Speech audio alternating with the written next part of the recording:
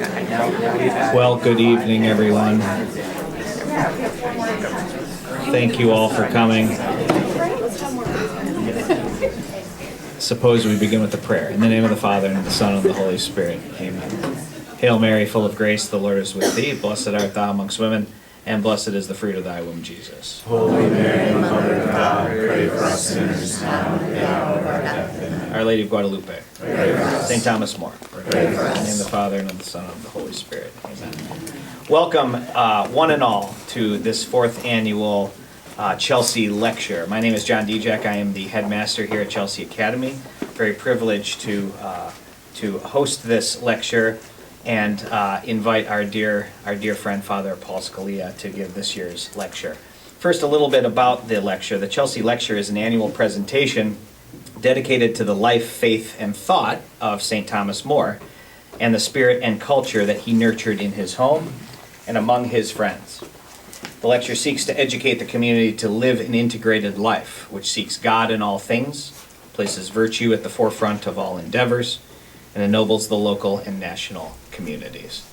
This is our fourth annual lecture, and just to go through a number of honored guests who came before, the whole lecture series was kicked off by Professor Gerard Wegemer of the University of Dallas, followed by Bishop Thomas John Paprocki of the Diocese of Springfield in Illinois, and last year was Dr. Matthew Meehan of Hillsdale College. And so joining that illustrious number is Father Scalia, who is pastor at St. James Catholic Church in Falls Church, Virginia. A little bit about Father Scalia, although with this crowd, he probably doesn't need that much of an introduction. But Father Scalia grew up in the Diocese of Arlington and attended the College of the Holy Cross in Worcester, Massachusetts. Jesuit educated. It's all right, I'm with you on that one. Yeah. Survivor. Yeah, exactly. Got the scars to prove it, too. Yeah, so. He then studied theology at the Pontifical Gregorian University and the Pontifical University of St. Thomas Aquinas in Rome. Since his ordination in 1996, he has served as parochial vicar at several parishes and the pastor of St. John the Beloved in McLean. He currently serves as the Episcopal Vicar for Clergy and directs the Permanent Diaconate Program. He has written for various publications and is a frequent speaker on matters of faith and doctrine. Father Scalia is the author of That Nothing May Be Lost, Reflections on Catholic Doctrine and Devotion, and Sermons in Times of Crisis, 12 Homilies to Stir Your Soul. Welcome, Father Scalia. Thank you so much. It's good, to be here, and if only to be out of the DC radius blasts. Just kind of get away from there and let the stress sort of dissolve as you get beyond the Bull Run Mountains. So the title for my talk tonight is "Leave the Beard Alone." Thomas More and Catholic Mirth. And I suspect that many, if not all of you, know the story to which my title refers. Some of the earliest accounts of Thomas More's death tell of how he arrived at the scaffold with a long beard that he had grown in prison. And now the old joke about beards is that the only possible motives for growing them are either sloth or vanity. Maybe both. But Thomas More, as a holy man, doesn't seem to have been motivated by either, although he perhaps developed a little vanity. He seems to have liked the beard, or at least pitied it. So when the executioner drew near, More made a point of laying his head on the block, just so, lest the axe cut the beard as well as the neck.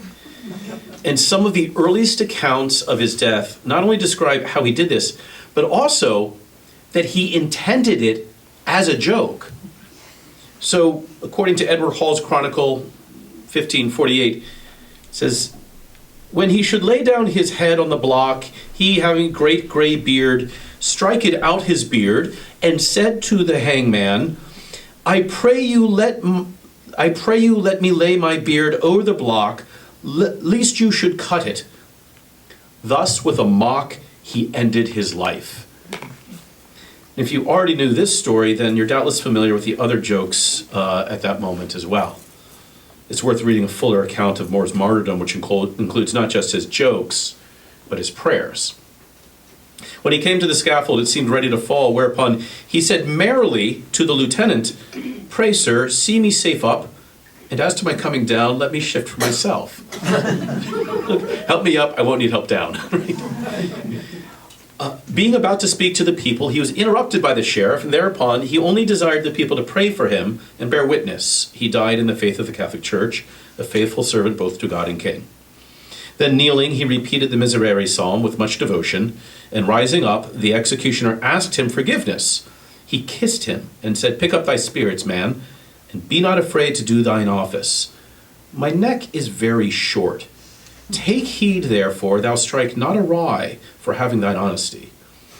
Laying his head upon the block, he bid the executioner stay till he had put his beard aside, for that had committed no treason.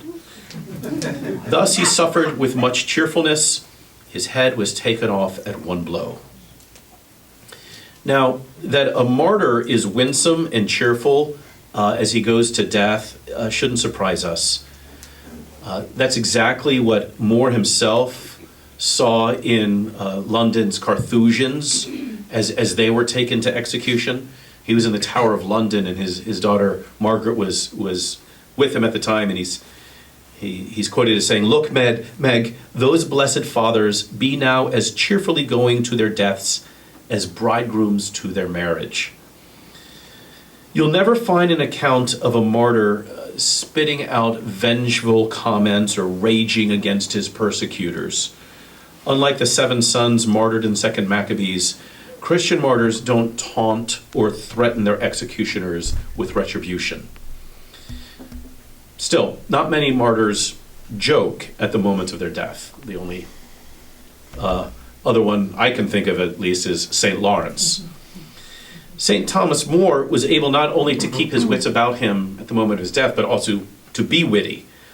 And that he did so would not have surprised his friends.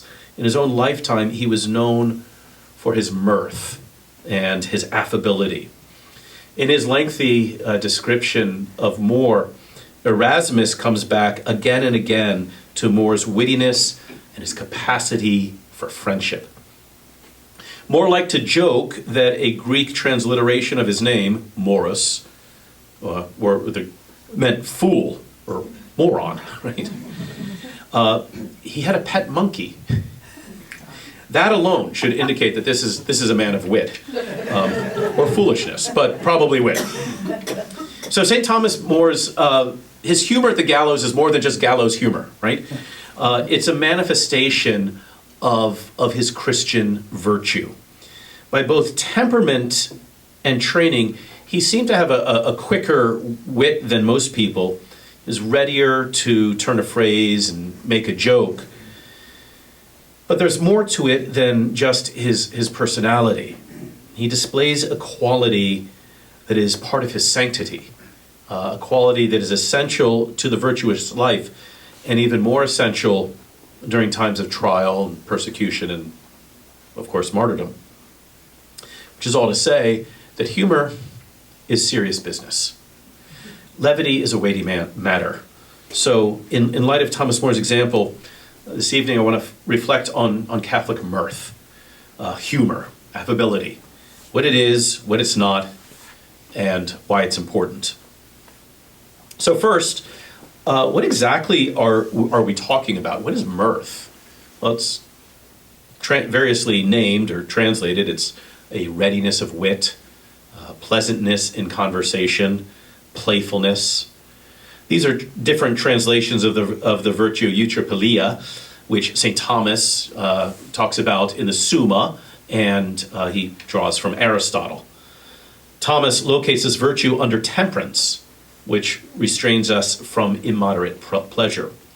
He says, the philosopher, Aristotle, gives it the name of wittiness, and a man is said to be pleasant through having a happy turn of mind, whereby he gives his words and deeds a cheerful turn, And inasmuch as this virtue restrains a man from immoderate fun, it is comprised under modesty. So this is the virtue that governs play according to reason, that keeps play in its proper place, which is also to say that play has a proper place in the virtuous life. Aristotle and Thomas point out that the thinking man can't think all the time. Thomas likens it to an archer who has to refrain from shooting arrows to give the bow a rest. The bowstring can't always be stretched and taut. It must relax sometimes, but without becoming unstrung. In like manner, Thomas says, man's mind would break if its tension were never relaxed. So the man who applies his mind to serious things must on occasion delve into fun things. That enables him to recreate without dissolving, to unwind and not unravel.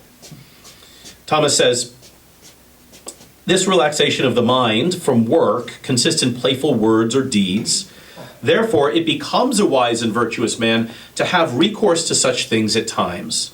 Moreover, the philosopher assigns to games of virtue eutrapelia, which we may call pleasantness or mirth or whatever. You might mark here a connection with our culture's greatest vice, sloth. Sloth involves an inability to relax properly. The slothful man toggles between busyness and vegging out. Instead of shooting arrows and then relaxing the bow, the slothful man either exhausts the bow or unstrings it. He overworks and then he unravels.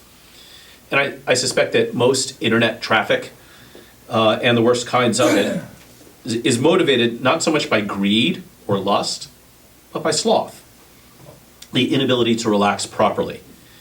Mirth is the virtue that keeps a man from that sad fate that enables him to unwind and to relax, to unwind without unraveling.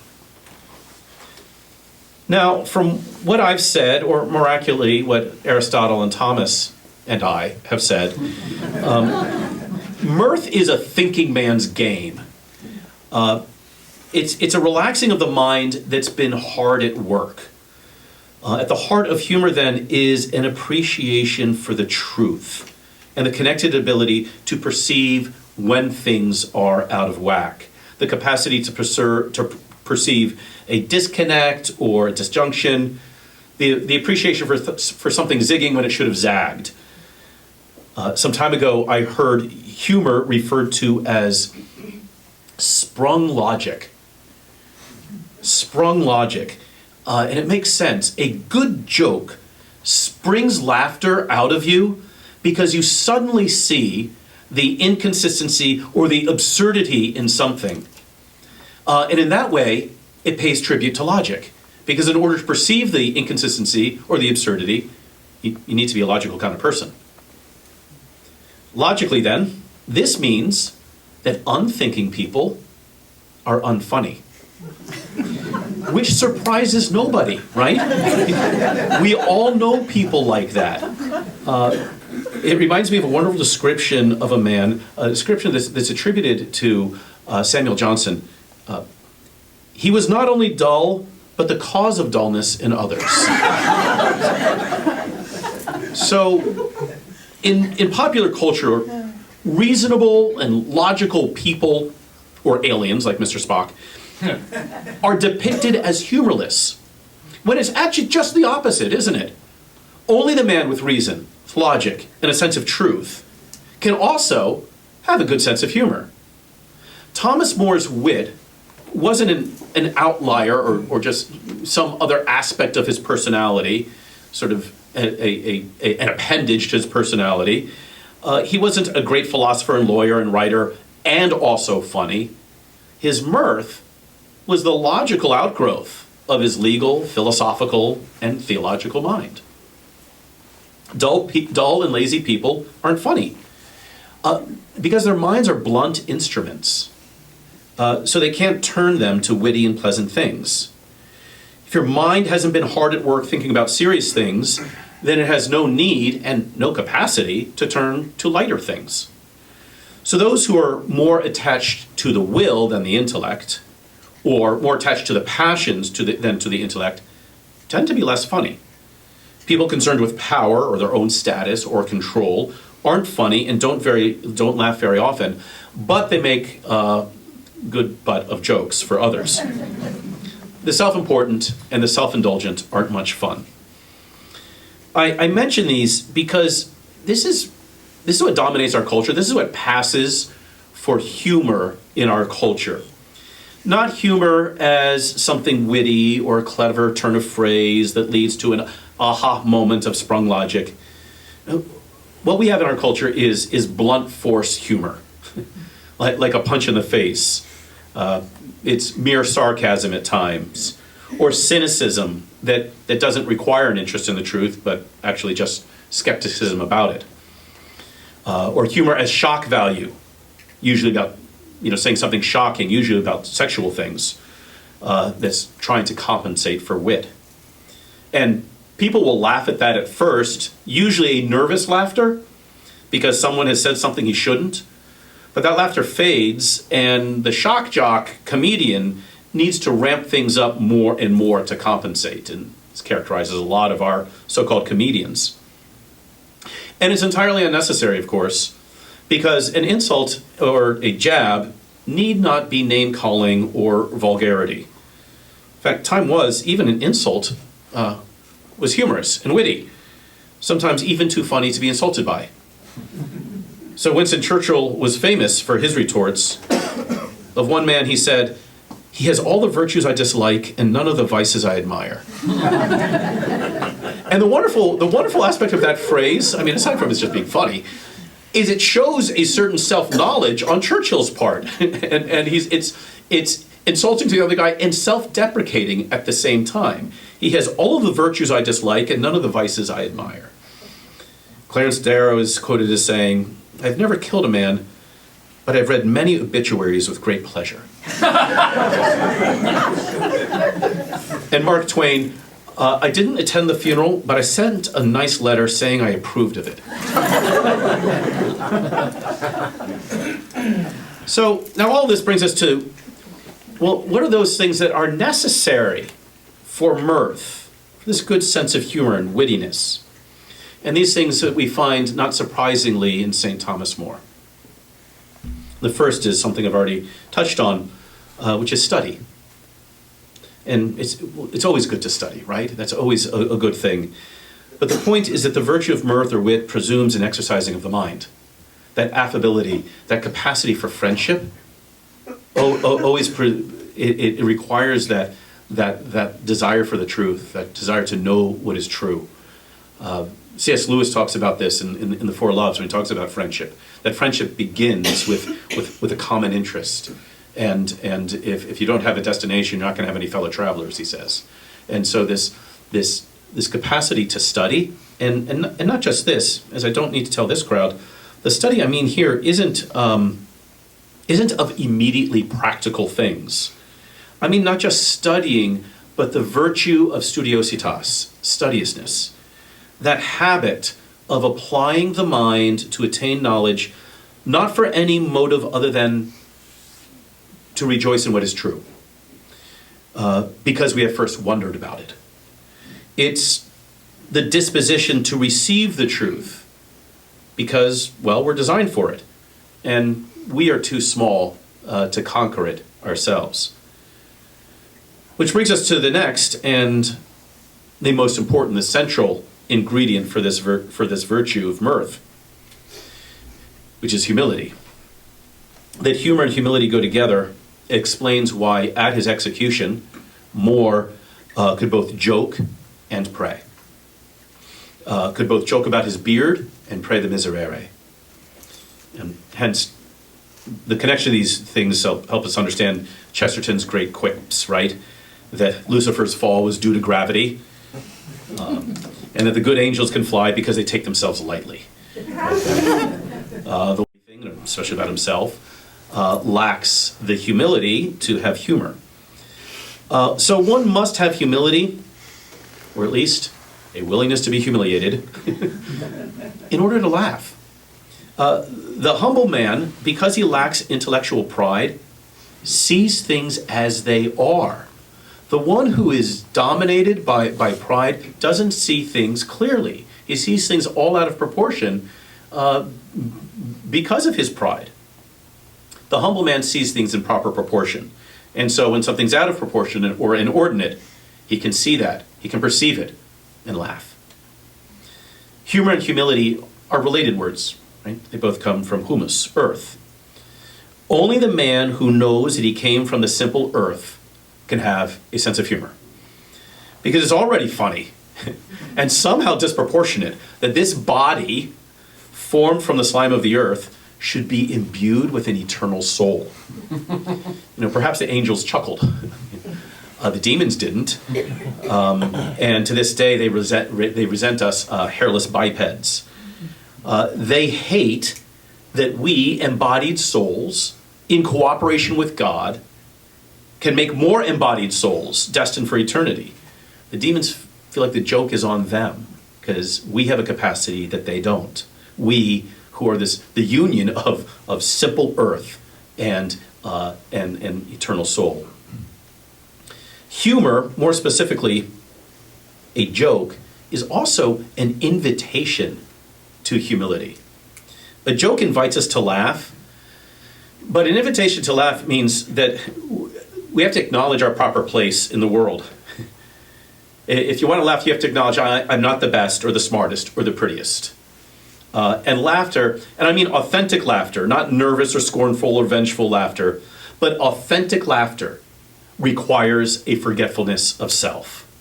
Not only because we can look and sound ridiculous when we laugh, but also because by laughter, we acknowledge things as greater and more important than we are. We're allowed to be entertained by it. I realized this way too late in life. Looking back at high school, I realized, gosh, the cool kids always looked bored, right? Because they're always too cool for whatever situation they were in, so they're walking around bored, right? And anybody who laughed wasn't cool. Because that laughter is self-forgetfulness, and it's acknowledging that there's more to the world than just me. I remember at times being mad, at times when I was a child, being mad or deciding to be mad, more likely, at one of my siblings, and then that sibling would make a joke or do something funny, and I would start laughing, and then catch myself and say, wait a minute, I'm still angry at you, but it was that laughter, that sprung logic, right, that caught me. Somewhere Dostoevsky wrote, if you wish to glimpse inside a human soul and get to know a man, don't bother analyzing his ways of being silent, of talking, of weeping, of seeing how much he's moved by noble ideas. You will get better results if you just watch him laugh. If he laughs well, he's a good man. An admirable example of this, at least in this instance, was Walter Mondale. Second debate with Ronald Reagan, and I think many of you know this. At that debate, when asked about his advanced age, which is a real issue, Reagan replied, I will not make age an issue of this campaign. I'm not going to exploit for political purposes my opponent's youth and inexperience. Of course, it brought down the house, right? I mean, and in the most famous clip of that moment, when he delivers the line, Mondale is in the background laughing his head off because it was funny. And that joke was an invitation to forgetfulness of self. And he couldn't resist. It's a tribute to him. And I'm afraid you couldn't imagine that one today, that happening today. And this also shows that as an invitation to humility, humor is also an invitation to common ground. It's an invitation to get others to realize that, well, we're all from dust. We're all going to return there. That might not necessarily be funny for everybody, but it does put our other differences in perspective, doesn't it? Now, another wit of the 16th century was St. Philip Neri. It's said that his morning offering was something to the effect of, "Lord, beware of Philip, lest he betray you again." It takes a great deal of humility and humor to pray the morning offering as a warning to God, right? One sympathizes, right? Neri is often depicted as kind of the class clown of the communion of saints. And he is also associated with a joke about a beard. The story is that when a dignitary, a cardinal, or perhaps even one of the popes, was coming to visit him for advice, he shaved half his beard to receive him. And so the guy shows up, and here's this ridiculous, supposed wise man and holy man with just half a beard on his face. On another occasion, he greeted such dignitaries with a pillow just perched on his head and conducted the entire conversation that way. Now, the point of these antics wasn't just to joke around and be goofy, and it certainly wasn't meant to make fun of his visitors. It was to lower himself in his own mind. Because you can get a very big head if a cardinal or a pope is coming to you for advice. So it's to lower himself in his own mind and keep others from thinking too highly of him as well. Neri understood that the proper sense of self, the sense of proportion, is necessary in the spiritual life, as it is in humor. What needs to be mortified more than anything else is not the body, but the ego. Hence the story of one of Philip Neri's directees who asked him for permission to wear a hair shirt because this directee esteemed himself as so advanced in the spiritual life. Neri commanded him to wear a hair shirt, but on the outside. Because he knew that the man's pride needed to be mortified more than his body. Which brings us to the third ingredient for humor, which is counterintuitively mortification. The man who found perfect joy, St. Francis of Assisi, who embraced radical poverty and bore the wounds of Jesus Christ in his own body. Thomas More, this man known for mirth and affability, wore a hair shirt, although under his clothes. He ran his home, if you ever read the account of rules of his house, he ran his home like a Carthusian monastery. He embraced his imprisonment in the Tower of London as though it were just a return to the Charter House. And again, it's not just a temporal relation that More made a joke as he came out of the suffering of the Tower. It's because he embraced the suffering as a mortification that he was able to be mirthful. Mortification of the body reminds us that, well, Brother Ass is not as glorious as he thinks he is. Mortification of one's pride by acts of self-denial and humility, by accepting humiliations and setbacks, remind us that we're not as glorious as we think. Mortification reminds us that we're not indispensable, that we can be reduced, and the show goes on. Remember my first assignment, the first time I took the first time I went on vacation, I was gone for over a week. And I got back to the rectory and I was concerned about what happened when I was gone. And the lady in charge of the office said, "No, everything's fine. Why?" It was a great reminder. If we're incapable of mortifying our pride, then we won't see things in proportion, and then we will lack humor. The indispensable man, or the one who esteems himself as such, doesn't laugh because he takes himself too seriously and he thinks everybody else should too. The mortified man, the genuinely mortified man, not the one who's just having a pity party, but a genuinely mortified man knows that he's dispensable because there is one who is greater than he is. And mortification also detaches us from the world. And the more detached we are, the more clearly we see the world, and the more joyfully we can laugh. Like Tom Bombadil, totally detached. More expressed this beautifully in the prayer that he wrote while in the Tower of London. It's called the Psalm on Detachment, or you might as well say Psalm on Mortification. Just a few verses are enough to convey the point. More praise. Give me thy grace, good Lord, to set the world at naught, to set my mind fast upon thee, and not to hang upon the blast of men's mouths, to be content to be solitary, not to long for worldly company, little and little utterly to cast off the world, and rid my mind of all the business thereof, not to long to hear of any worldly things, but that the hearing of worldly fantasies may be to me displeasant.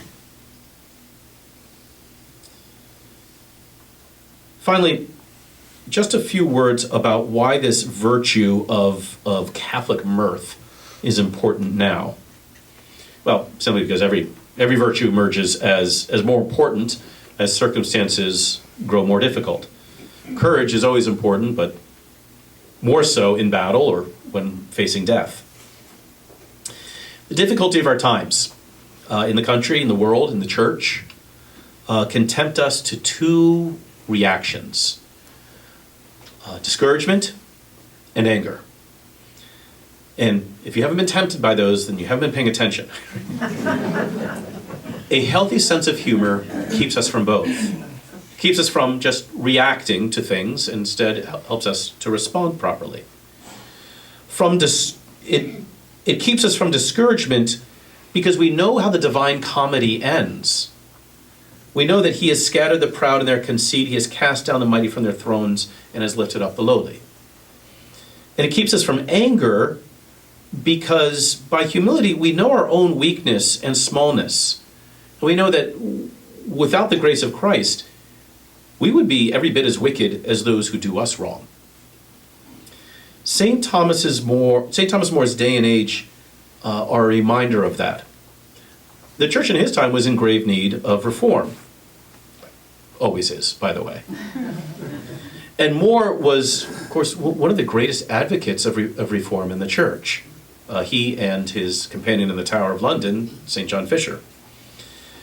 Imagine the temptation to discouragement and anger that he must have felt when all bishops but one handed in their papal bull of appointment by the Pope to receive a new appointment from the king.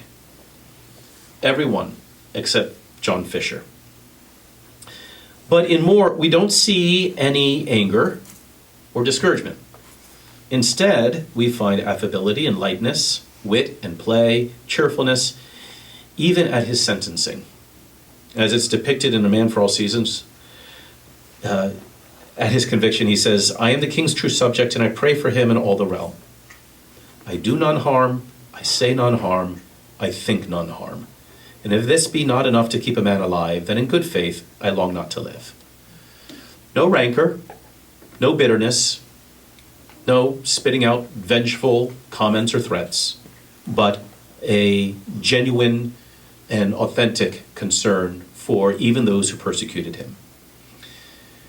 We want that same freedom of spirit, so that we're not unnerved by the darkness of our day, or discouraged by the weakness of its leaders, or embittered by the opposition. In another context, Chesterton wrote this wonderful line. It's actually the words that he puts on Our Lady's lips in Ballad of the White Horse. And it applies to Thomas and all those who wish to imitate him. He has Our Lady say that the men signed of the cross of Christ go gaily in the dark. Like in the midst of the darkness, the ones who are signed with the cross of Christ know how to go about things gaily, joyfully, cheerfully. The mirth of Thomas More shows us how to be happy warriors, how to be those men and women who, signed with the cross of Christ, can go gaily in the dark. His being firmly rooted in the truth both brought him to martyrdom and also gave him the ability to endure it cheerfully. His humility gave him a holy carelessness about his life and the conviction that his being dispensable was indispensable. And his setting the world at naught freed him from the blast of men's mouths and enabled him to be, as he says, the king's good servant, but God's first. Thank you.